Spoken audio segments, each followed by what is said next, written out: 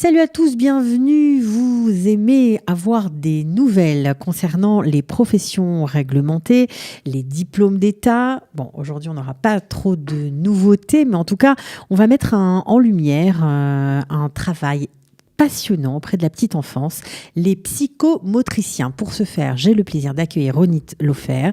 Elle est psychomotricienne. Bonjour, bienvenue. Bonjour, merci. Alors, vous êtes spécialisée, on va dire ça comme ça, dans la psychopathologie du bébé. Vous avez commencé à l'hôpital Trousseau. Oui, À Paris, voilà, il y a quelques années. Vous avez beaucoup travaillé aussi en oncologie pédiatrique. Oui, alors en fait, à l'hôpital Trousseau, je suis spécialisée sur la psychomotricité du jeune enfant et le développement psychomoteur donc, du jeune enfant. À l'hôpital Trousseau, j'ai travaillé d'abord auprès du jeune enfant et de l'enfant prématuré. Et aussi, j'ai eu l'opportunité d'intégrer aussi le service d'oncologie pédiatrique à l'aide d'une unité qui s'appelle unité douleur et qui allait dans tous les services s'occuper des enfants douloureux. Des enfants qui souffrent. Des enfants qui souffrent, voilà. Exactement.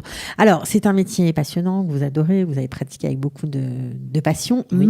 mais lorsque vous avez fait votre alia il y a 15 ans, vous vous êtes rendu compte que ce métier n'était pas reconnu ici. Voilà, en fait, je savais qu'il n'était pas reconnu en Israël. Je pensais qu'on allait pouvoir trouver des espèces de relais qui me permettaient en fait de travailler, d'avoir un diplôme reconnu, mais ça ne s'est pas fait. Alors pourtant, ça se rattache en fait, c'est un métier qui se rattache aux spécialités des paramédicaux. Oui, tout à fait. En France, ça a le même statut que l'orthophoniste, le kiné, l'ergothérapeute et j'en passe. Voilà. Mm-hmm. En Israël, le système est complètement différent. Et donc, en fait, c'est vrai que quand on a fait ses études en France, qu'on a travaillé en France, on a la tête dans le système français, c'est très dur de se réadapter et de comprendre comment ça fonctionne en Israël. En Israël, il y a deux professions, excusez-moi, qui se rapprochent de la psychomotricité. C'est la Merapa Betnoa, qui est thérapie par le mouvement, qui se fait à l'université, qui s'étudie à l'université, et la Merapa Beisouk, qui est plus de l'occupation therapy que de l'ergothérapeute. Et en fait, ça s'approche de l'ergothérapie, mais disons que c'est pas tout à fait ça, parce que la Merapa Beisouk s'occupe beaucoup du jeune enfant et du développement psychomoteur du jeune enfant. La Merapa Beisouk peut intervenir en néonatologie, donc chez les bébés prématurés, ce qui n'est pas du tout le cas d'un ergothérapeute. Mm-hmm. Alors pourquoi ce diplôme qui est quand même pas simple à obtenir en France?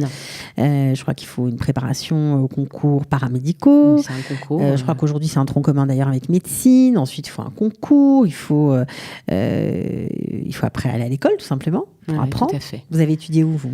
Moi, j'ai étudié à Paris. J'ai fait en fait l'école de psychomotricité de la faculté de médecine de la Pitié-Salpêtrière à Paris, qui est attachée à l'université Jussieu. Et en fait, j'ai voulu faire la psychomotricité parce que, en fait, dans les études de psychologie, je ne trouvais pas ce qui me convenait auprès du jeune enfant. L'enfant, en fait, il parle, mais il exprime beaucoup. Et l'expression corporelle du jeune enfant, j'avais envie de l'étudier, de savoir comment on pouvait, en fait, communiquer avec lui. Et c'est comme ça que je suis tombée dans ces études de psychomotricité qui me semblaient correspondre tout à fait à ce que je recherchais dans votre pratique professionnelle. Tout à fait. Donc, en gros, c'est 3 ans d'études et ensuite, en France, on peut travailler. Oui, alors il faut accéder au concours. En général, pour accéder au concours, il faut faire une prépa. Etc. Après, c'est 3 ans d'études. Ensuite, on a un diplôme d'État. Voilà. Et ensuite, on peut travailler. D'accord. Voilà. Alors, en Israël, ce n'est pas le cas. Parce que, et pourtant, ces deux professions dont on a parlé, Merapa Betnoa, Merapa Beisouk, très difficile d'y accéder parce qu'il faut un très très bon résultat au psychométrique. C'est très très long comme étude.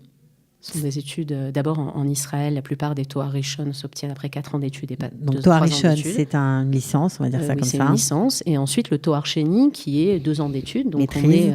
Voilà. Donc il faut autour de 4 ans d'études pour terminer le Toar Rishon et encore 2 ans. Et une spécialisation. Ensuite. Voilà, qui est très longue aussi. Oui. Alors ça, c'est pour les psychologues aussi. Pour les psychologues aussi. Et pour vous, non? Pour la Merapa Beisouk, en fait, elle a un Toar Rishon et un Toar Sheni. Tout simplement. Après, elle peut travailler. D'accord. Alors, le diplôme n'est pas reconnu. Alors, c'est un peu compliqué pour travailler, j'imagine. Vous avez dû... Alors, le fait que le diplôme ne soit pas reconnu par le gouvernement israélien, ça veut dire qu'en fait, on ne peut pas travailler dans les institutions. C'est-à-dire que ce n'est pas reconnu par le ministère de la Santé, ce n'est pas reconnu par le ministère de l'Éducation. Donc, on ne peut pas être fonctionnaire de ces deux institutions qui, en fait, sont les deux institutions qui seraient censées employer les psychomotriciens. On travaille dans les écoles, dans les hôpitaux, dans les PMI en France. Donc, ici, ce serait... C'est pareil, mais du coup, ça ne peut pas se faire. Tailler l'aide, exactement. Alors, comment vous avez fait ? Parce qu'aujourd'hui, vous travaillez, il faut quand même le préciser, on ne l'a pas dit, mais vous travaillez au sein de l'hôpital Rambam à Haïfa. Vous vous occupez de la prise en charge et du confort corporel pour les enfants malades. Voilà, dans le service d'oncologie pédiatrique. Voilà. Donc bravo, parce que ça n'a pas dû être simple. Non, c'était pas simple du tout. On peut même dire que c'était très compliqué. C'est un peu le parcours du combattant. Ouais. D'abord, moi j'ai fait le choix de m'arrêter de travailler 10 ans. Donc je l'assume pleinement, maintenant que j'ai retrouvé du boulot. Encore plus. Mais c'est vrai que c'est pas évident. Donc, je suis restée 10 ans. C'est un choix qu'on a fait, mon mari et moi. Je suis restée à la maison, m'occuper de notre famille. Avant, j'avais travaillé, puisque je suis arrivée 2 ans avant de me marier, en Israël. J'ai travaillé dans les Ganim. J'ai travaillé dans le... Donc, c'était des choses, des voies parallèles. C'était pas vraiment non. pourquoi vous étiez qualifiée. Tout à fait. Et c'était un peu compliqué. Alors, comment vous avez fait d'apporter mon apport de psychomotricienne. Mais bon, eh bien, en fait, d'abord, j'ai fait aussi des petites formations parce que je me suis demandé si je voulais vraiment revenir dans mon domaine qui est la psychomotricité. Et j'ai été convaincue que je connais... Enfin, que c'est une profession que j'adore, que je pense que j'ai des choses à apporter et que c'est très dommage que j'ai pas cette possibilité-là. Donc je me suis dit, on va tenter le tout pour le tout. J'ai eu, comme je te l'ai expliqué, un concours de circonstances et une grande bracha qui m'ont permis en fait de présenter un projet à l'hôpital Rambam et qui a été accepté. Alors quoi, on arrive comme ça en Israël, on tape à la porte de l'hôpital, on présente un projet et hop, on nous embauche alors que le diplôme n'est pas reconnu. C'est un peu court. Nahon, là j'ai fait un raccourci. Mais non, ça s'est pas tout à fait passé comme ça. Non, en tout cas, tu as été proactive. J'ai tapé aux portes. On t'a dit de faire comme ça, on t'a conseillé de faire comme ça. On conseille en Israël de prendre les choses en main et aide-toi et Dieu t'aidera. Mais d'abord, il faut déjà avoir un projet, savoir où on va et être déterminé. Donc, tu as écrit un projet en hébreu, alors que tu avais un hébreu un peu ouais, j'ai écrit léger. Un projet. J'ai essayé de trouver toutes les personnes que je connaissais pour essayer de rencontrer les bonnes personnes à l'hôpital, pour essayer d'avoir une petite ouverture. Et lorsque j'ai eu cette ouverture, alors ça a été beaucoup plus simple. Parce que dès qu'on a cru en mon projet, ou qu'il y a une oreille attentive, bienfaisante, et qui en plus avait un poste important, et qui a aimé ce projet, même s'il ne pouvait rien faire pour moi, il a voulu m'aider à réaliser ce projet, et donc il m'a orientée vers les bonnes personnes. C'est très très différent de la France, c'est pour ça qu'il faut préciser que cette étape-là de ton parcours est très importante, parce que c'est vrai que parfois en France, lorsque des gens qui sont haut placés vous reçoivent, sans vraiment vous connaître, simplement par recommandation, on est vite en dessous de la pile, et le projet a très peu de chances de voir le jour. Ouais. Or ici, c'est exactement le contraire. Ouais, tout à fait. Alors en fait, en Israël, on aime innover. D'abord, c'est un pays très innovateur. On croit aux gens. Et voilà, et on croit aux gens. Et puis, il ne faut pas oublier, parce que moi, j'ai eu très honte de mon niveau d'hébreu, et je me suis trouvée un peu analphabète et un peu... je me suis dit, je ne sais pas écrire, je ne sais pas lire, je suis une illettrée, en fait. Et je me rappelle de ma prof d'Ulpan qui me disait, mais Ronit, on a tous été illettrés. C'est pas moi, c'est ma mère. C'est pas ma mère, c'est ma grand-mère. Tu trouveras, il n'y a pas un Israélien qui a ses 4 grands-parents qui sont nés en Israël, de parents israéliens. C'est très très rare. Maintenant, c'est un peu plus vrai parce que, au Hachem, on grandit. Mais donc, il y a beaucoup de tolérance. Alors, les gens sont tolérants. Les gens ont envie de nous aider. Et même quand on parle mal l'hébreu, parce que tout le monde parle mal l'hébreu. En fait, il y a toujours un Américain, un Russe. Si vous êtes déprimé, écoutez Ronit, ça va aller beaucoup mieux, vous allez voir. Non, mais c'est vrai, tout le monde parle mal hébreu. Alors, il ne faut pas avoir honte, il faut l'assumer. Donc, vous avez été malgré vos difficultés en hébreu, vous avez été accueillis parce qu'on a vu transparaître dans votre projet votre professionnalisme et peut-être même une science qui n'existait pas encore. Oui, tout à fait. Alors, c'est vrai que moi, je croyais à fond à mon projet. Moi, je crois que c'est l'essentiel quand même si on veut créer une chose, c'est d'y croire à fond. Donc, j'y ai cru et vraiment, j'avais envie d'apporter les choses, quoi.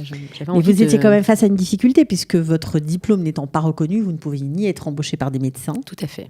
Ni être embauché par l'État, pour le coup. Alors c'était en quand fait, même très compliqué. Mais en fait, donc, comme le projet a plu, les gens ont voulu m'aider. Et quand ils ont voulu m'aider, les portes se sont ouvertes. Et en fait, par le biais d'une association, j'ai été embauchée, puisque l'association, elle n'est pas financée par le gouvernement, par le ministère de la Santé, ni par le ministère de l'Éducation.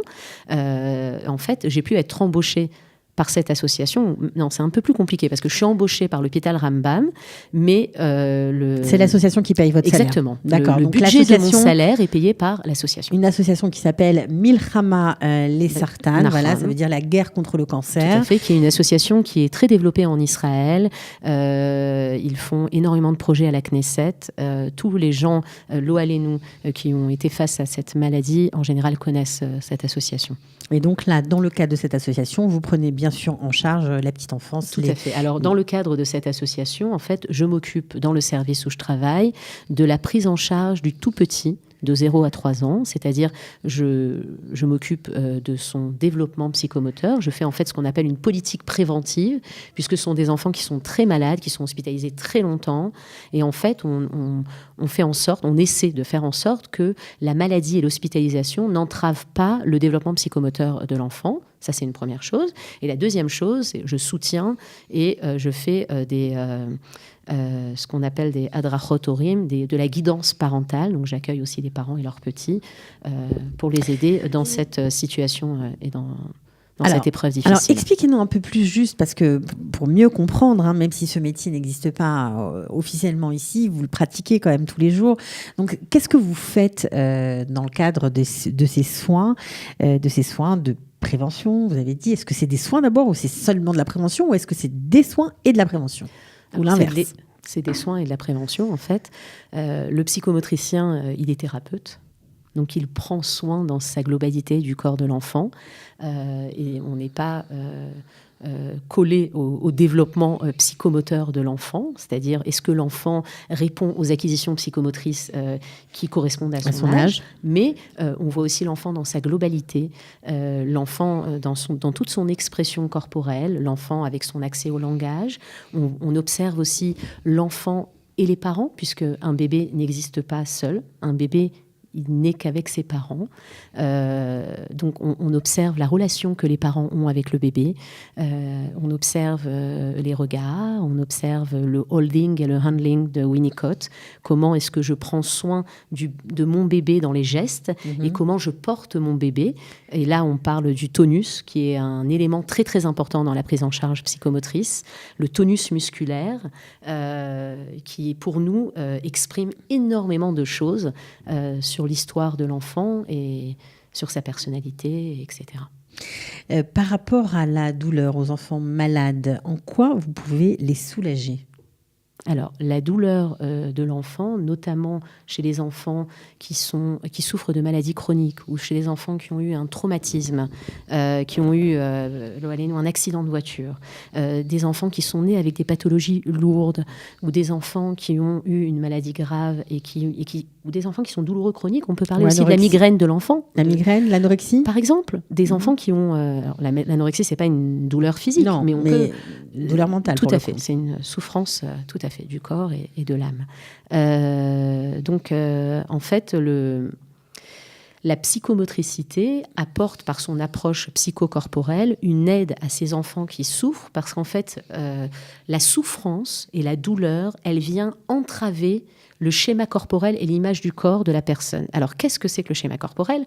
En une phrase, le schéma corporel, c'est comment j'habite dans mon corps, comment je vis dans mon corps. Par exemple, je passe dans l'encadrement d'une porte, je sais si je dois baisser ma tête ou pas. Bon, moi, ça ne m'arrive pas souvent.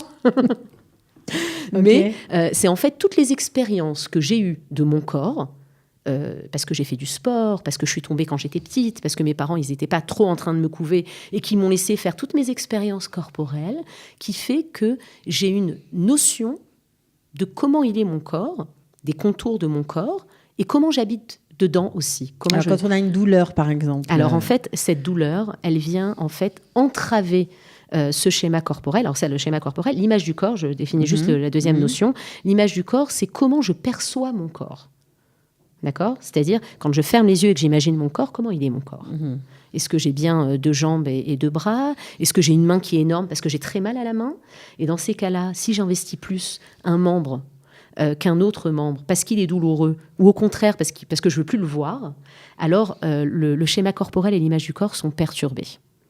Et la prise en charge psychocorporelle, en fait, elle aide le patient à avoir une image corporelle plus unifiée, à être en accord d'abord avec son corps, premièrement, c'est-à-dire à bien habiter son corps, et ensuite à travailler, le deuxième schlave, c'est justement travailler sur ces difficultés qui sont liées à la douleur, notamment chez l'enfant. Donc, j'imagine que ça a dû être un peu la révolution dans le service, Rambam. Vous avez dû bouger un peu les mentalités. En fait, je suis arrivée dans un service où il y a une psychologue géniale, que je remercie d'ailleurs, Muriel Ben David, et un chef de service aussi génial, qui est le professeur Ben Harouche. Et en fait, c'est pas quelque chose qui n'est pas du tout connu de leur. C'est quelque chose qui est dans l'esprit aussi des hôpitaux et des services hospitaliers, en tout cas en Israël, contrairement à ce qu'il y avait en France à l'époque. En Israël, les gens sont beaucoup plus ouverts. Le fait que les parents sont systématiquement avec les enfants hospitalisés, contrairement à ce qui se passait en France, en tout cas à l'époque où moi j'y étais, ça allège beaucoup le traumatisme de l'hospitalisation, et donc les choses sont beaucoup plus faciles pour les soignants et pour les soignés. Ça, c'est une première chose. Ensuite, je suis arrivée dans un service où il y avait déjà des thérapeutes par Omanout, excusez-moi, l'art thérapie, tout à fait, et des thérapeutes par le dramatherapia, voilà, psychodrama, à émettre. Et en fait, donc il y avait une prise en charge et un souci de la prise en charge et de la souffrance de l'enfant qui est hospitalisé. Seulement, il y avait personne pour les tout petits. Et c'est là que j'interviens. Ouais. Et tout se joue dès la petite enfance, en fait. Voilà, en fait, le traumatisme de l'hospitalisation chez le petit enfant peut avoir, si on ne fait pas attention, un impact incroyable, non seulement dans son développement psychomoteur, c'est une chose, mais un impact aussi dans les interactions parents-enfants. Comment j'investis mon enfant malade ? Et comment j'investis quand il est plus malade ? Bezrat Hachem, il guérisse, il sorte de cette maladie. Comment, moi, en tant qu'enfant malade, j'investis mon corps quand il est malade ? Et comment j'investis mon corps quand je ne suis plus malade ? Et c'est un ta'alir, toute une évolution qu'il faut accompagner pour que tout se passe pour le mieux. Alors, quand on vous entend, on voit que vous êtes passionné par votre métier. Qu'est-ce qu'il faudrait pour que votre diplôme soit reconnu ? Voilà, on lance une bouteille à la mer. Je sais que vous travaillez aussi. Il faudrait que le ministère de la Santé, si vous m'entendez, puisse reconnaître le professionnalisme de notre profession, qui est la psychomotricité, parce qu'en fait, comme ils ne connaissent pas, ils se disent que non, ça ne correspond pas, par exemple, à Merapa Beissouk. Les Merapa Beissouk, ils sont beaucoup mieux formés. Et en fait, voilà, il faudrait s'intéresser à notre programme et reconnaître notre profession. Comparer des professions qui n'ont pas le même nom, en fait. Voilà, exactement, et nous donner notre chance, parce que la France est quand même un pays avec d'excellentes universités et d'excellentes formations. Et c'est terrible, alors que quand on vient des États-Unis, c'est beaucoup plus simple. C'est terrible d'être confronté à ça comme si on venait du Caucase. Mais on travaille beaucoup chez Qualita, notamment Esther Blum, qui fait un travail formidable et qui bosse beaucoup sur la reconnaissance de ces professions paramédicales. Je tiens à la remercier. Voilà, elle vous a aidé. Esther, avec qui on a fait une réunion à Tel Aviv. Et on espère que ça va porter ses fruits. En tout cas, oui, elle nous a aidés. Elle a été très attentive à tous nos besoins et on espère qu'on va pouvoir concrétiser ce projet et avoir une reconnaissance de nos diplômes et éventuellement, effectivement, une reconnaissance comme Merapa Beissouk au par moins exemple. un taux Archénie, par exemple. D'accord. Tout à fait. Donc, en tout cas, si vous êtes dans le même cas que notre ami Ronit Laufer, si vous êtes psychomotricien ou autre vous avez une profession paramédicale, vous pouvez bien sûr contacter Qualita et plus particulièrement Esther Blum. Faites-vous connaître, donnez-nous votre feedback, ça nous intéresse, c'est important pour que les francophones de votre métier comme vous puissent enfin avoir un diplôme reconnu en Israël et qu'ils puissent venir plus nombreux travailler en Israël. Voilà, elle a eu de la chance, Ronit, elle s'est démenée. Vous pouvez aussi le faire, c'est sûr, mais si vous aviez une reconnaissance officielle, la vie serait plus belle. Fait, je pourrais être embauchée par l'hôpital. Et être mieux payé. Tout à fait, et puis avoir plus d'horaires, etc. Enfin, je suis quand même, j'ai un boulot, un travail très précaire. Oui, parce que c'est un contrat qui est reconduit tous les ans, tous les 2 ans peut-être. Tout à fait. Et puis c'est pas énormément d'heures et c'est pas très bien payé. Alors que ça pourrait l'être. Il y a un besoin, c'est ça surtout. Oui, c'est ça. Il y a un besoin. Ça, c'est un gros besoin. Ils le savent. Oui, tout à fait. Oh, oui, bon, bah voilà, on ne sait pas. Peut-être qu'on va contacter l'hôpital Rambam alors. Merci beaucoup en tout cas pour cette immersion dans le monde de la psychomotricité. À bientôt. À bientôt. Les professions réglementées et les équivalences, les dossiers Qualita, en savoir plus sur l'ALIA.